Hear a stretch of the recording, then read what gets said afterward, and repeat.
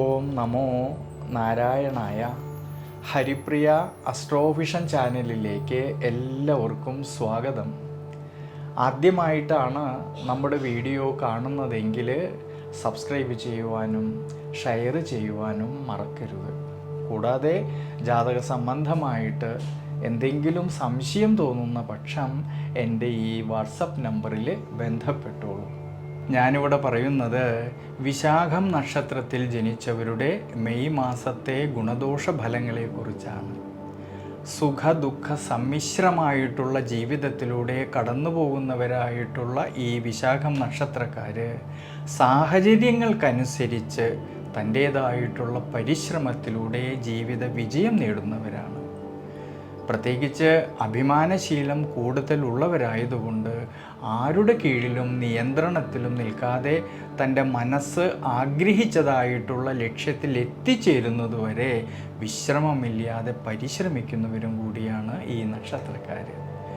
തുലാം രാശിയിലാണെങ്കിൽ 45 നാഴികയും വൃശ്ചികം രാശിയിലാണെങ്കിൽ 15 നാഴികയും കൂടിച്ചേരുന്നതായ നക്ഷത്രമാണ് ഈ വിശാഖം നക്ഷത്രം.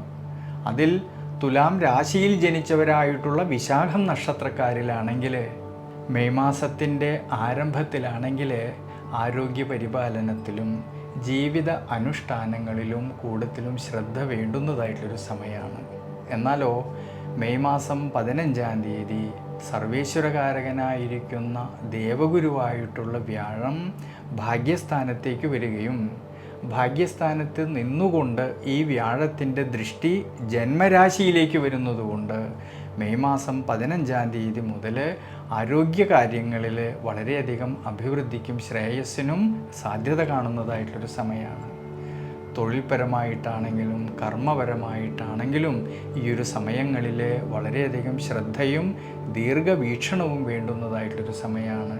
പ്രത്യേകിച്ച് ഈ സമയത്ത് കർമ്മസംബന്ധമായിട്ട് തൻ്റെ കൂടെ നിൽക്കുന്നവരുമായിട്ടോ അധികാരികളുമായിട്ടോ അഭിപ്രായ ഭിന്നതകളോ തർക്കങ്ങളോ മനോവിഷമതകളോ വരാതെ നോക്കണം.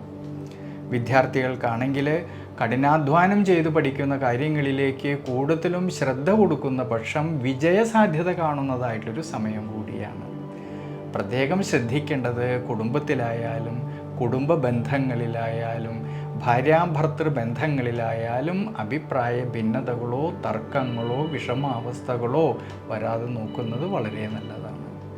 മെയ് മാസത്തിൻ്റെ ആരംഭത്തിലാണെങ്കിൽ ധനപരമായിട്ടുള്ളതായ കൊടുക്കൽ വാങ്ങലുകളിൽ കൂടുതലും ശ്രദ്ധ വേണ്ടുന്നതായിട്ടൊരു സമയമാണ്. തൻ്റേതായിട്ടുള്ള അധ്വാനത്തിലൂടെ നേടിയെടുത്തതായിട്ടുള്ള ധനം കൊണ്ടുള്ളതായ ക്രയവിക്രയങ്ങളിൽ നഷ്ടം വരാതെ നോക്കണം ഈ ഒരു സമയങ്ങളിൽ. എന്നാൽ മെയ് മാസം 15-ാം തീയതിക്ക് ശേഷം സർവേശ്വരകാരകനായിട്ടുള്ള ധനസന്താനകാരകനായിട്ടുള്ള വ്യാഴത്തിൻ്റെ അനുകൂല സ്ഥിതി ധനപരമായിട്ട് ധാരാളമായിട്ടുള്ള ഗുണാനുഭവങ്ങൾക്ക് സാധ്യത കാണുന്നുണ്ട്. സാമ്പത്തികപരമായിട്ടുള്ള അഭിവൃദ്ധിക്കും ശ്രേയസ്സിനും സാധ്യത കാണുന്നുണ്ട് ഈ ഒരു സമയങ്ങളിൽ. അതുകൊണ്ട് തുലാം രാശിയിൽ ജനിച്ചവരായിട്ടുള്ള ഈ വിശാഖം നക്ഷത്രക്കാർക്ക് ഈ മെയ് മാസത്തിൽ ദേവീക്ഷേത്രത്തിൽ ഭാഗ്യസൂക്തം അർച്ചന ചെയ്ത് പ്രാർത്ഥിക്കുന്നത് വളരെ വളരെ ഉചിതമായിട്ടാണ് കാണുന്നത്.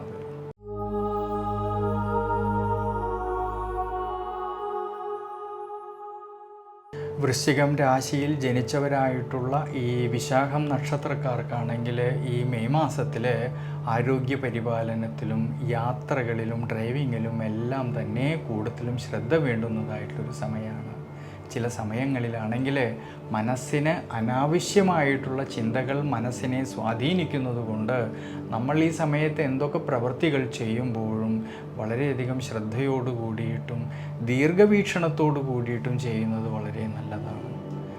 പ്രത്യേകിച്ച് ഈ മെയ് മാസത്തിൻ്റെ ആരംഭത്തിലാണെങ്കിൽ കർമ്മപരമായിട്ടും തൊഴിൽപരമായിട്ടും ഉയർച്ചയ്ക്കും അഭിവൃദ്ധിക്കും എല്ലാം സാധ്യത കാണുന്നുണ്ടെങ്കിലും മെയ് മാസം 14-ാം തീയതിക്ക് ശേഷമുള്ള സമയത്ത് സർവീശ്വരകാരകനായിട്ടുള്ള വ്യാഴം അഷ്ടമഭാവത്തിലേക്ക് വരുന്നതുകൊണ്ടും ഈ സമയത്ത് കർമ്മസ്ഥാനത്താണെങ്കിലോ കേതുവിൻ്റേതായ സാന്നിധ്യമുള്ളതുകൊണ്ടും 4-ാം ഭാവമായിട്ടുള്ള സുഖസ്ഥാനത്ത് രാഹു നിൽക്കുന്നതുകൊണ്ടും മെയ് മാസം 14-ാം തീയതിക്ക് ശേഷമുള്ള സമയങ്ങളിൽ കർമ്മസംബന്ധമായിട്ടും തൊഴിൽപരമായിട്ടും കൃത്യനിഷ്ഠയോടു കൂടിയിട്ട് കാര്യങ്ങളെയെല്ലാം തന്നെ നോക്കിക്കണ്ട് പ്രവർത്തിക്കേണ്ടുന്നതായിട്ടുള്ളൊരു സമയമാണ്. ഈ സമയത്ത് എന്തൊക്കെ തടസ്സങ്ങളും ബുദ്ധിമുട്ടുകളും പ്രയാസങ്ങളും വന്നാലും തളർച്ച കൂടാതെ ഈശ്വരാനുഗ്രഹത്തെ കൊണ്ട് ബുദ്ധിബലത്തെ കൊണ്ട് മുന്നോട്ട് പോകേണ്ടുന്നതായിട്ടൊരു സമയമാണ്.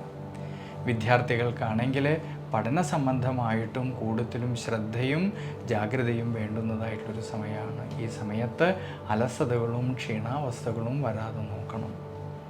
ഈ മെയ് മാസത്തിൻ്റെ ആരംഭത്തിലാണെങ്കിൽ ധനപരമായിട്ടാണെങ്കിലും കുടുംബപരമായിട്ടാണെങ്കിലും ഉയർച്ചയും അഭിവൃദ്ധിയും എല്ലാം കാണുന്നുണ്ടെങ്കിലും മെയ് മാസം 14-ാം തീയതിക്ക് ശേഷമുള്ള സമയങ്ങളിൽ വളരെയധികം ധനപരമായിട്ടുള്ളതായ കൊടുക്കൽ വാങ്ങലുകളിൽ നഷ്ടം വരാതെ നോക്കുന്നത് നല്ലതാണ്.